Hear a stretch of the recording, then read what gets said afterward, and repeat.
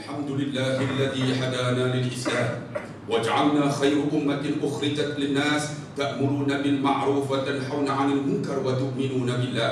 أشهد أن لا إله إلا الله وحده لا شريك له وأشهد أن محمدا عبده ورسوله سيد المرسلين وعلى آله وصحبه والتابعين بإحسان إلى يوم الدين. اللهم صل على محمد وعلى آل محمد. يا أيها الناس اتقوا ربكم إن زلزلة الساعة شيء عظيم يوم ترونها تذهل كل مرضعة عما أرضعت وتضع كل ذات حمل حملها وترى الناس سكارى وما هم بسكارى ولكن عذاب الله شديد.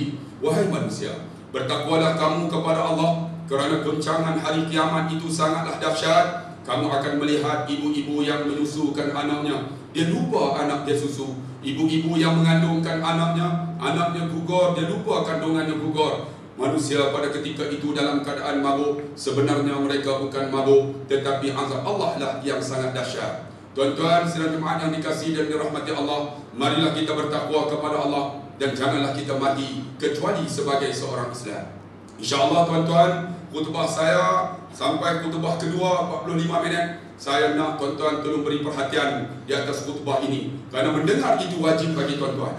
Tuan-tuan yang dikasihi dan dirahmati Allah, saya tengok dalam masjid ini ramai di kalangan anak muda yang hadir. Alhamdulillah, kerana Allah Subhanahu wa taala menyebut di dalam Quran, innahum fityatun amanu bi rabbihim wa zidnahum huda wa rabatna ala qulubihim idh qamu faqalu rabbuna rabbus samawati wal ard lan nad'u min dunihi ilahan laqad qulna idzan syatata. Surah Al-Kahfi ayat 13 dan 14. Apa Allah nukilkan dalam Quran tentang anak-anak muda ini? Saya tahu ada yang umur 50 ke bawah. Ini di kalangan yang masih muda, tuan-tuan. Sebab apa? Anak muda ini aset negara. Sesungguhnya pemuda-pemuda yang disebut di dalam Suratul Kahfi, pemuda Kahfi ini, siapa mereka? Iaitu pemuda yang beriman kepada Allah Subhanahu wa taala. Nak melahirkan pemuda yang beriman bukan mudah, tuan-tuan. Tetapi alhamdulillah kebelakangan ini anak-anak muda sudah mendekatkan diri mereka kepada kuliah-kuliah dan ceramah agama, termasuk mendekatkan diri dengan rumah Allah. Tanya kepada anak-anak muda sekarang. Dan satu peristiwa yang besar berlaku pada diri saya. Baru-baru ini 31 Disember kita membuat satu perhimpunan menyambut tahun baru mengikut Islam. Kita target 10,000 yang hadir. Tapi dengan izin Allah, malam itu dapat hadir di Dewan Bandaran Batus hampir 50,000 anak muda yang hadir dengan keadaan memakai jubah dan serban. Tahniah anak muda, ini kebangkitan yang cukup hebat. Sebab itu saya tengok ramai di kalangan anak muda yang hadir mendengar khutbah pada hari ini. Sebab itu wahai anak muda, jadilah anak muda seperti mana pemuda-pemuda Ashabul Kahfi yang beriman kepada Allah. Bila mereka beriman kepada Allah, ditambahkan kepada mereka petunjuk Allah. Petunjuk macam mana? Ketika mana Allah memperkukuhkan hati mereka, ketika mereka berdiri di hadapan raja yang zalim, mereka berkata, Tuhan kami, Tuhan langit dan bumi. Ini dia anak muda yang kita nak lahirkan. Mereka beriman kepada Allah, Allah bagi petunjukkan kepada mereka, dan mereka tidak takut kecuali Allah Subhanahu wa taala. Tuan-tuan yang dikasihi dan dirahmati Allah, cuba tuan-tuan tengok apa yang berlaku kepada anak muda di zaman Nabi SAW. Namanya siapa? Namanya Mus'ab bin Umair. Mus'ab bin Umair ni tuan-tuan, ketika mana dia masih jahiliah, mak ayahnya yang membantunya, mak ayah yang memberikan keperluan kepada Mus'ab bin Umair. Pagi dia pakai baju lain, petang baju lain. Bajunya mahal tuan-tuan, dia pakai minyak wangi harum semerbak bila dia lalu. Wajahnya menawan nama Mus'ab bin Umair. Ketika dia lalu di pekan-pekan Mekah, maka anak-anak gadis akan mengintai melihat siapakah yang wangi, yang cantik ini. Rupa-rupanya Mus'ab bin Umair.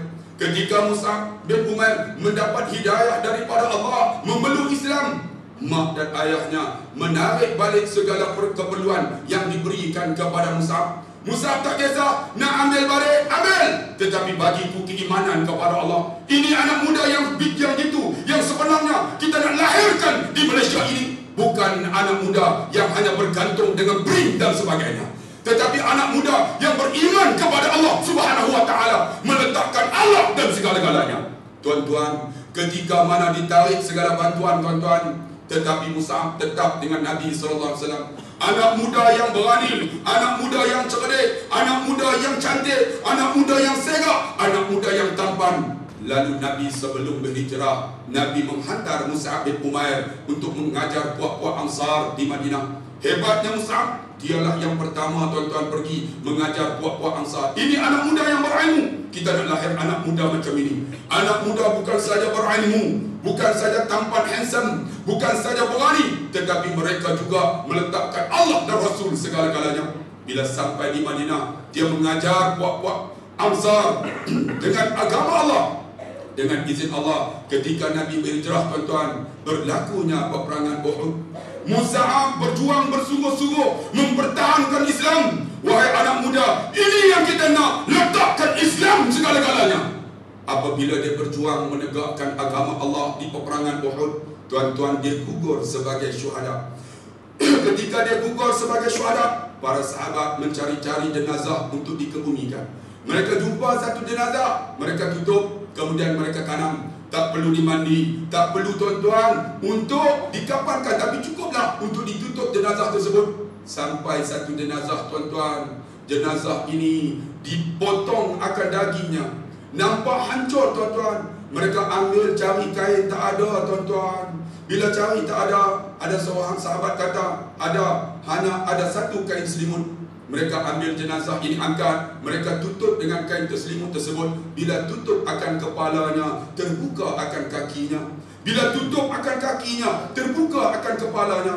Lalu sahabat pergi jumpa, ya Rasulullah, ada satu mayat ya Rasulullah, kami nak ke bumi. Ada satu kain aja ya Rasulullah, kami tutup kepalanya, terbuka kakinya. Kami tutup kakinya, terbuka kepalanya. Lalu Nabi bertanya, siapa dia mayat ini? Mayat ini ialah Mus'ab bin Umair. Menangis Nabi. Sebab apa? Mus'ab tuan-tuan ketika dia dalam jahiliah, seorang kaya tuan-tuan, pagi baju lain, petang baju lain, pakai minyak wangi harum semerbak, cantik tampan. Tapi dia mati tuan-tuan, nak ke bumi jenazah dia, tak ada kain nak tutup. Lalu sahabat berkata, macam mana ya Rasulullah? Lalu Nabi kata, tutuplah Mus'ab dengan kain tersebut. Lalu sahabat bertanya, kakinya ya Rasulullah dalam keadaan menangis. Nabi kata, tutuplah kaki Mus'ab dengan daun-daun kayu yang terdapat di sebelah Mus'ab. Mus'ab yang dikebumi dengan daun kayu, wahai anak muda, dia jamin surga Allah. Kita anak muda pakai kereta besar, pakai baju cantik, blazer dan sebagainya, belum tentu masuk surga Allah. Bagaimana nak masuk surga Allah? Marilah kita jadi seperti mana pemuda-pemuda Al-Kahfi yang beriman kepada Allah. Allah beri petunjuk kepada mereka, dan mereka tidak takut walaupun berdiri di hadapan raja yang zalim. Mereka kata apa? Tuhan kami, Tuhan langit dan bumi. Boleh atau tidak wahai anak-anak muda yang dengar khutbah ini, mempertahankan Islam, meninggikan kalimah Allah? Sebab siapa lagi yang akan tinggikan kalimah ini? Saya dah 46 tuan-tuan. Jawatan kuasa masjid mungkin ada 60, 10 tahun lagi kami akan tinggalkan dunia ini. Tetapi anak muda yang ada pada hari ini, yang mendengar khutbah, mungkin anak muda inilah yang akan lahir daripada bangi ini seorang Perdana Menteri Malaysia, seorang menteri-menteri di kalangan tuan-tuan menteri yang berada di dalam Malaysia ini. Tetapi menteri itu yang ingat Allah. Tidakkah kita bersyukur tuan-tuan, anak muda yang lahir yang ingat Allah Subhanahu wa ta'ala? Sebab itu tuan-tuan yang dikasihi dan dirahmati Allah, disebut situ dapat petunjuk. Sebab itu marilah wahai anak muda, petunjuk hidayah milik Allah. Tetapi kita kena cari petunjuk untuk dapatkan hidayah ini, untuk kita kembali kepada Allah Subhanahu wa ta'ala. Seterusnya tuan-tuan, itu Mus'ab bin Umair. Tuan-tuan tahu lagi siapakah anak muda yang hebat lagi? Seorang anak muda yang hebat, ialah nama apa? Abu Ubaidah Al-Jarrah. Abu Ubaidah Al-Jarrah dalam peperangan Uhud, Nabi jatuh dalam satu lubang tuan-tuan, patah giginya. Bila patah giginya, datang musuh nak bunuh Nabi. Nabi tepis dengan benteng. Bila tepis dengan benteng, musuh datang, pukul akan benteng tersebut, pecah tuan-tuan. 3 besi daripada benteng tersebut menikam akan dahi Nabi. Bila tikam dahi Nabi, seorang anak muda, nama apa tuan-tuan? Abu Ubaidah Al-Jarrah. Anak muda ini sayang Nabi. Dia pegang besi tersebut, dia tarik. Bila tarik, Nabi kerutkan, muka sakit tuan-tuan. Dia sayang Nabi, dia buat macam mana? Dia gunakan mulutnya. Dia gigit akan besi tersebut yang ada berada di dahi Nabi. Bila dia tarik, tuan-tuan, giginya patah, besi pun tertanggal, tuan-tuan. Berdarahlah akan gusinya. Ada dua lagi, tuan-tuan, besi tersebut. Abu Ubaidah anak muda ini gunakan giginya. Dia tarik akan besi tersebut. Besi tertanggal, tuan-tuan. Giginya pun tertanggal. Berdarah akan gusinya. Ada satu lagi besi, dia gunakan giginya. Dia tarik, tuan-tuan, gigi tertanggal. Tuan-tuan, dengan izin Allah, besi pun tertanggal. Berdarah akan gusi Abu Ubaidah Al-Jarrah. Lalu Nabi berkata, ya Abu Ubaidah, kamu gunakan gigi kamu tarik besi di dahi aku. Berdarah akan gusi kamu. Kamu tak sayang gigi kamu kah, ya Abu Ubaidah? Apa kata Abu Ubaidah? Ya Rasulullah, aku lebih sayang kamu ya Rasulullah daripada gigiku yang patah ini ya Rasulullah. Wahai anak muda, kita tuan-tuan sakit gigi tak datang masjid. Kita ada gigi tuan-tuan, gigi kita elok, tapi jaga gigi kadang-kadang lupa Allah Subhanahu wa ta'ala. Ada di kalangan kita tak ada gigi pun tak datang masjid. Macam mana tuan-tuan? Wahai anak muda, tengok Abu Ubaidah. Dia kata demikian. Hebat Abu Ubaidah. Ketika mana dahi Nabi penuh dengan darah, ada seorang lagi tuan-tuan, anak muda, namanya Malik bin Sinan. Malik bin Sinan ini ialah bapa kepada Abu Sa'id Al-Khudri radhiyallahu anhu yang banyak merawi hadis. Malik itu masih muda tuan-tuan. Dia tengok dahi Nabi berdarah, dia buat macam mana? Bukan dia gunakan tuala untuk lap, tuan-tuan. Dia sayang Nabi, dia buat macam mana? Dia gunakan mulutnya, dia hisap akan darah tersebut. Bila darah itu berada di dalam mulutnya, bukan dia luah tuan-tuan, dia telan akan darah tersebut. Nabi tengok, lalu Nabi berkata, sesiapa yang darahnya bertemu dengan darahku, Allah akan haramkan darahnya daripada api neraka Allah. Wahai anak muda, kita darah Nabi dah tak ada, muka Nabi dah tak ada. Bagaimana sayang Nabi? Sebab itu kita datang masjid, ustaz-ustaz cerita tentang Nabi, para alim ulama cerita pasal Nabi, baru kita akan layak. Kalau tak ada Nabi, siapa kita? Sebab itu disebut wa ma arsalnaka illa rahmatan lil alamin. Tidak kami utuskan Muhammad kecuali rahmat sekalian alam. Tuan-tuan, wahai anak muda, saya khususkan kepada anak muda sebab ramai hari ini tuan-tuan. Anak muda ini kerana Nabi lah rahmat tuan-tuan. Kita Islam, wahai anak muda. Bila Islam kita jamin untuk masuk surga Allah. Tuan-tuan tak bersyukur ke? Alhamdulillah ada di kalangan kita. Kata ustaz sebut anak muda, kami orang tua. Orang tua yakinlah mereka kalau umur 60, kalau 70. Pakcik, kalaulah pakcik berzikir ketika umur 20, sehari 10 sudah. Sebulan pakcik bapa, setahun 3,650, kata 4,000 lah. 1 tahun 4,000, 10 tahun 40,000. Pakcik daripada umur 20, 30, 40, 50, 60, 40 tahun. Pakcik telah berzikir 4 kali 4, 1,200 zikir kepada Allah. Pakcik yang ada umur 60, pakcik dah jamin dah syurga Allah. Kami belum tentu. 10 saja. Takkan pakcik berzikir sehari 10, mungkin 100, mungkin 1000. Sebab itu wahai anak muda, kita belum tentu lagi sampai 60 umur kita. Belum tentu kita sampai 40. Yang ada 25, yang ada 35, yang 16 ini, mari mencari petunjuk Allah dan hidayah Allah. Kita datang rumah Allah, dengar ceramah, dengar kuliah, menandang, memberikan kepada kita semangat jihad tuan-tuan. Semangat macam mana? Meletakkan Islam segala-galanya. Sebab apa tuan-tuan? Bumi ini bukan milik kita tuan-tuan, milik Allah. Bumi ini bukan milik kita, milik Allah. Saya sebut tadi dalam kuliah saya.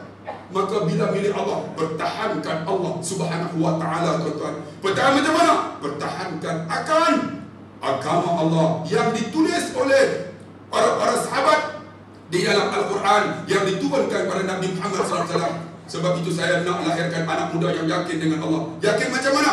Mana tahu tuan-tuan, 20 tahun akan datang akan lahir Perdana Menteri daripada Bangi ini.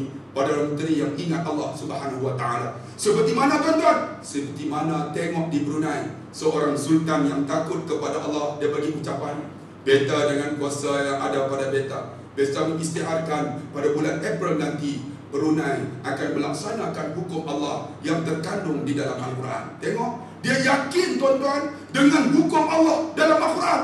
Kita nama Melayu, nama Islam, hukum Allah pun tak nak tengok, hukum Allah pun tak mau tuan-tuan. Dengan izin Allah baru nak laksana tuan-tuan. Datuk Dr. Harun Din pergi melawat di Brunei. menceritakan 50% jenayah dapat diturunkan. Baru nak laksana 50%. Kita tuan-tuan, kenapa berlakunya jenayah yang cukup hebat? Di Bangi ni kemarin tuan-tuan, ada seorang bapa menyembelih anaknya. Bapa ini bukan calang-calang orang yang datang rumah Allah.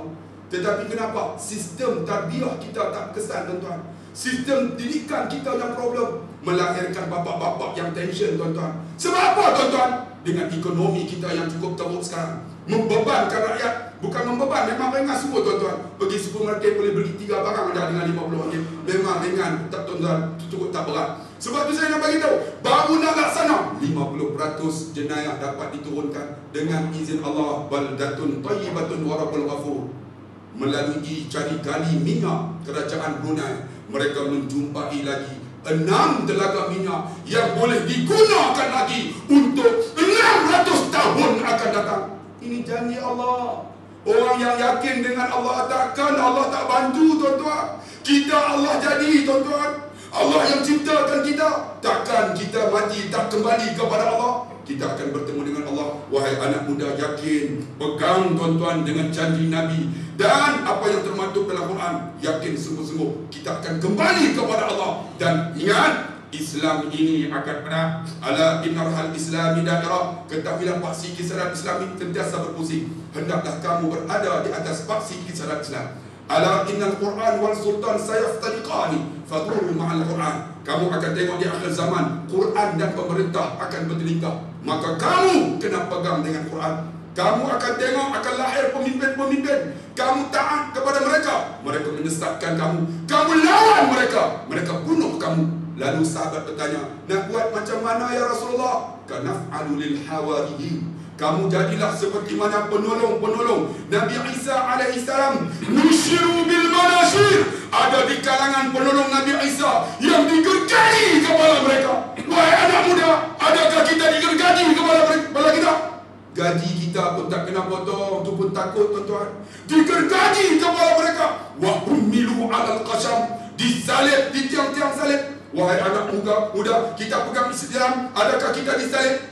Adakah kita dibuat macam-macam? Macam saya ditukar saja daripada Pulau Pinang ke Pulau Ketam. Tukar saja. Tuan-tuan, adakah kita diambil tindakan? Tapi mereka kata apa? Nushiru bil manashir wa hummilu alal qasam. Digergaji, disalib. Lalu mereka berkata, mautum fi ta'atillah. Mati dalam keadaan taat kepada perintah Allah. Khairun, lebih baik daripada hayat fi maksiatillah, dalam keadaan hidup deraka kepada Allah. Wahai anak muda, biar kita mati untuk pertahankan akan kalimah Allah, akan apa yang termaktub dalam Quran, daripada hidup derhaka kepada Allah. Wahai anak muda sekalian, wa idza tutla alaihi ayatuna walla mustakbiran ka'an lam yasma'ha ka'anna fi udhunihi waqra fabashshirhu bi'adzabin alim. Barakallahu li wa lakum bil Qur'anil azim wa nafa'ani wa iyyakum bima fihi min al ayati wa dzikril hakim wa taqabbala minni wa minkum tilawatahu innahu was samiul alim. Aqulu qawli hadha wa astaghfirullahal azim li wa lakum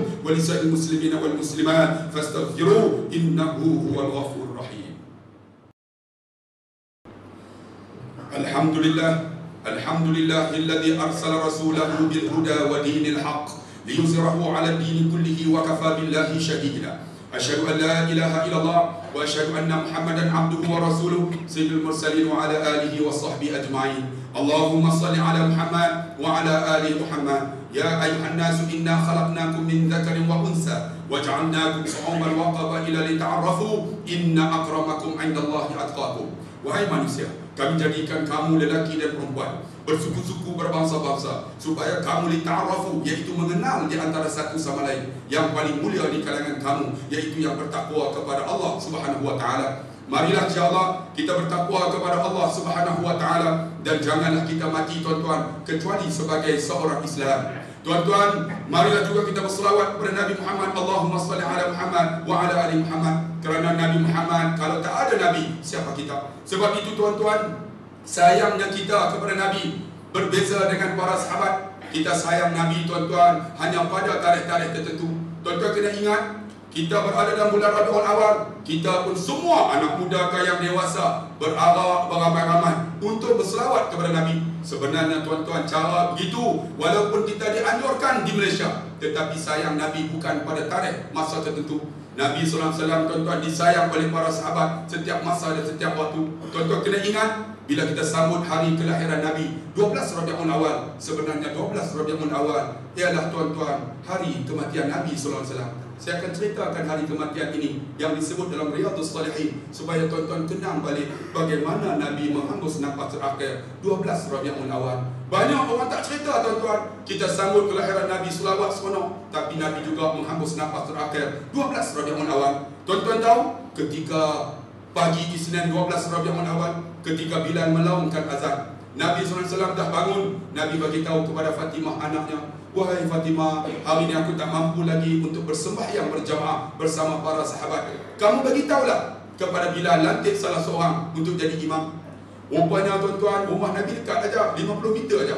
Fatimah bergegas. Pada ketika itulah disebut dalam kitab, Sayyidina Ali suaminya dan Salman terus pergi bergegas rumah Nabi. Mereka dah cakap banyak, mereka angkat Nabi datang ke masjid. Nabi uzur pun datang masjid. Kita rumah kita tepi masjid tak datang tuan-tuan, walau tak uzur. Ada di kalangan kita tuan-tuan hebat kenderaannya, tapi tak mampu bawa ke masjid tuan-tuan. Nabi dibawa ke masjid. Bila sampai di masjid, Nabi berkata, hari ini aku uzur, wahai Abu Bakar, naiklah engkau jadi imam. Barulah Sayyidina Abu Bakar melangkah ke depan. Bila dia langkah ke depan, dia berdiri di hadapan, dia angkat takbir, berlinang air matanya. Tuan-tuan tahu kenapa? Kerana dia tahu pagi itu pagi terakhir, Nabi akan menghembus nafas terakhir. Dia baca Fatihah, menangis dia. Para sahabat tertanya-tanya, kenapa Sayyidina Abu Bakar menangis?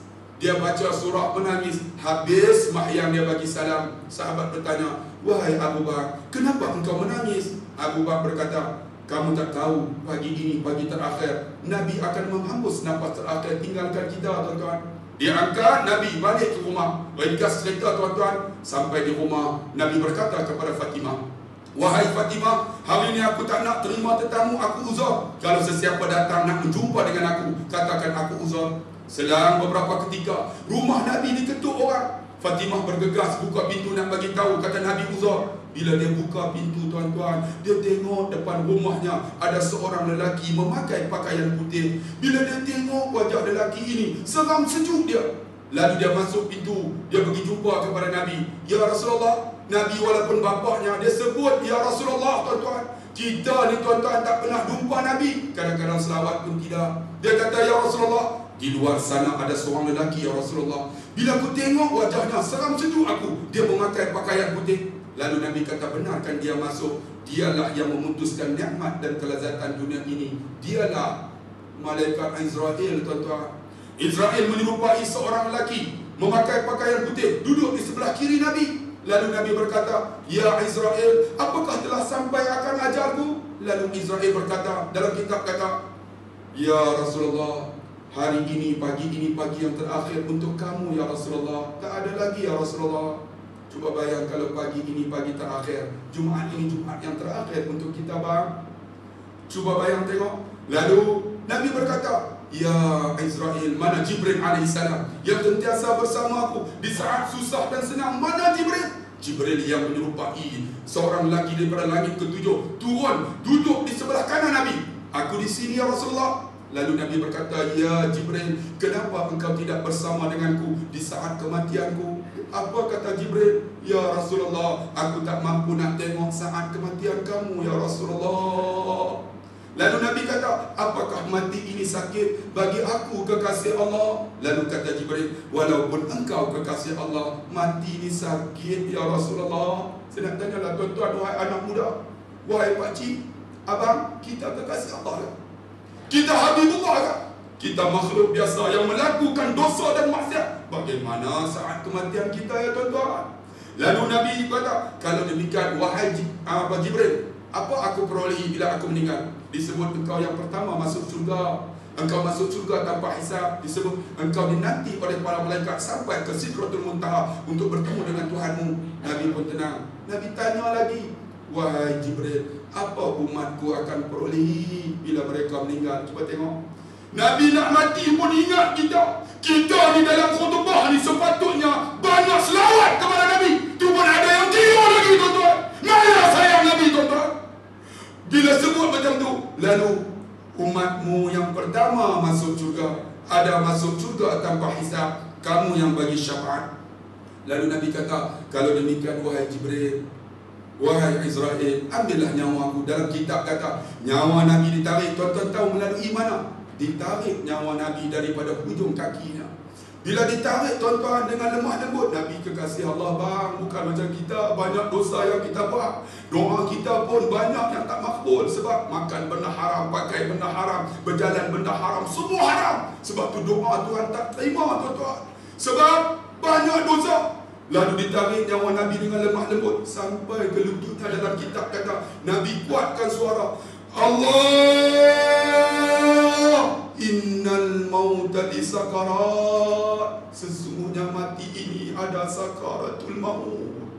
Cuba bayang tengok. Lalu Nabi kata, ya Israel, mudahkan aku kekasih Allah. Menangis Israel, aku tahu kau kekasih Allah. Ini paling mudah ya Rasulullah. Tak ada lagi. Saya nak tanya lah bang, kita kekasih Allah lah, kita Habibullah lah, kita makhluk biasa yang melakukan dosa dan maksiat. Abang, wahai adik-adikku, kembalilah kepada agama Allah. Kita nak mati tuan-tuan. Lalu Nabi kata, kalau demikian ambillah nyawaku.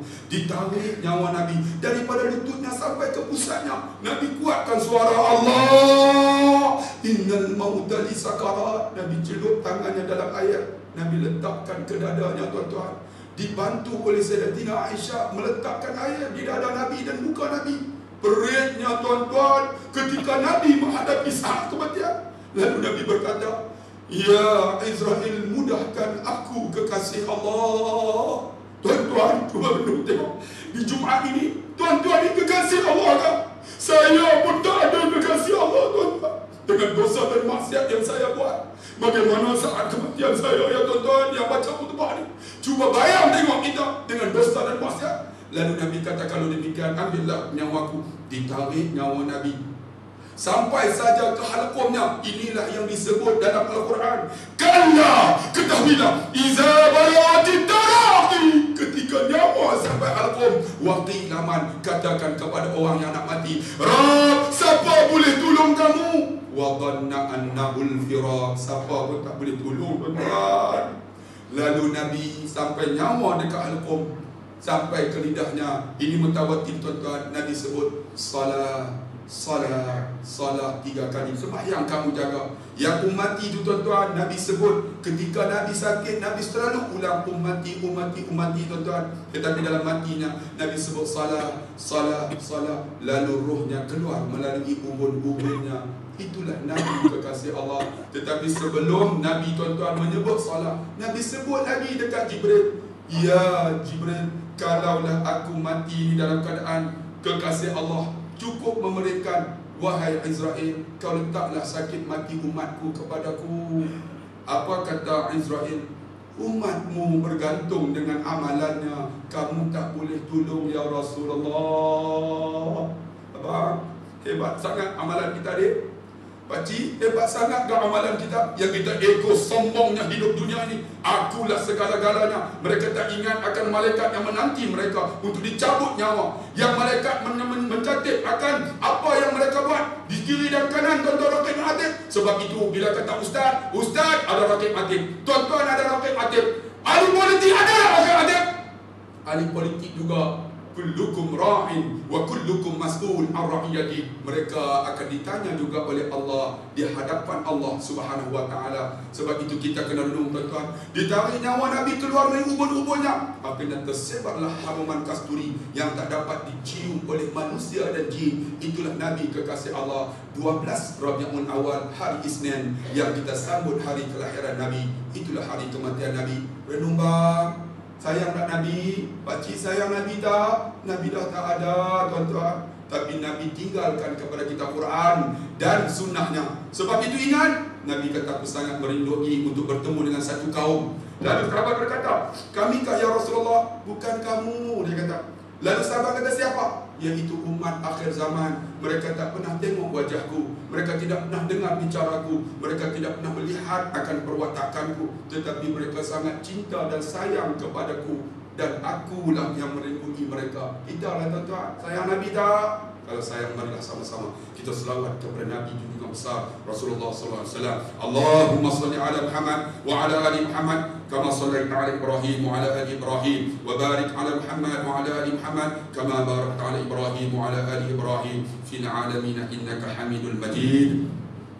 Allahumma ighfir lil muslimina wal muslimat wal mu'minina wal mu'minat al ahya minhum wal amwat. اللهم انصر الاسلام والمسلمين في فلسطين، اللهم انصر الاسلام والمسلمين في سوريا، اللهم انصر الاسلام والمسلمين في روهينيا، اللهم انصر الاسلام والمسلمين في كل مكان وزمان. اللهم انا نعوذ بك من جهد البلاء ودرك الشقاء وسوء القضاء والشماتة الاعداء. اللهم يا دافع البلاء يا الله، يا دافع البلاء يا رحمن، يا دافع البلاء يا رحيم، ادفع عنا الغلاء والبلاء والوباء والفحشاء والمنكر والسيوف المختلفة والشدائد والبحار ما ظهر منها وما بطن في بلدنا هذا خاصة وفي بلدان المسلمين عامة، إنك على ما تشاء القدير. يا الله يا رحمن يا رحيم يا ذا الجلال والإكرام. Sebenar dengan Jumaat ini ya Allah, ampunlah dosa kami semua ya Allah, ampunlah ya Allah. Banyak dosa yang kami buat masa kami hidup ya Allah. Tangan yang kami angkat ini, inilah tangan yang melakukan dosa dan maksiat. Kami tak ada tangan yang lain ya Allah. Melalui tangan yang banyak dosa ini, ampunlah dosa kami ya Allah. Dan jika sekiranya ya Allah, Jumaat ini Jumaat yang terakhir bagi kami, tak ada Jumaat lagi selepas ini ya Allah, jadilah Jumaat ini yang mengampunkan dosa kami ya Allah. Dan ada di kalangan kami ya Allah, dia berdoa, doanya mustajab melalui tangannya ya Allah, ampunlah dosa kami ya Allah. Melalui tangan orang alim ini ya Allah, ampunlah dosa kami ya Allah. Dan akulah juga ya Allah dosa ibu dan ayah kami ya Allah. Masa hidup kami tak pernah cium tangannya ya Allah, kami tak pernah peluk dia ya Allah, kami tak pernah cium dahinya ya Allah. Ya Allah, dia berada di alam barzakh sekarang ya Allah. Ya Allah, jadilah kami anak yang saleh yang mendoakan mereka. Ya Allah, ampunlah dosa ibu dan ayah kami ya Allah yang berada di alam barzakh itu. Luaskan kubur mereka ya Allah. Ya Allah, kami ada anak, kami ada isteri ya Allah. Jangan jadikan isteri kami, anak-anak kami sebagai ujian kepada kami ya Allah. Kerana dosa kami pun kami tak mampu nak tanggung ya Allah. Bagaimana kami nak tanggung dosa isteri kami, anak-anak kami ya Allah. Bukalah pintu hidayah untuk mereka ya Allah. Allahumma hdina wahdi qaumana fa innahum la ya'lamun. Allahumma hdina wahdi qaumana fa innahum la ya'lamun. Dan bukalah pintu hidayah ya Allah kepada ahli qaryah yang berada di masjid ini ya Allah. Bukalah pintu hidayah mereka ya Allah. Kerana hidayah bukan milik ustaz, milik jawatan kuasa masjid, tetapi milikmu ya Allah. Innaka la tahdi man ahbabta walakin Allah yahdi man yasha. Allahumma rabbana atina fid dunya hasanah وفي الآخرة حسنة وقنا عذاب النار. اللهم اهدنا واهد مولانا سلطان شرف الدين إدريس شاه ابن المرحوم سلطان صلاح الدين عبد العزيز شاه الحاج.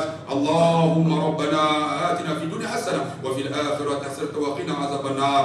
عباد الله، إن الله يأمر بالعدل والإحسان وإيتاء ذي القربى وينهى عن الفحشاء والمنكر والبغي يعظكم لعلكم تذكرون ولذكر الله أكبر والله يعلم ما تصنعون. أخي الصلاة.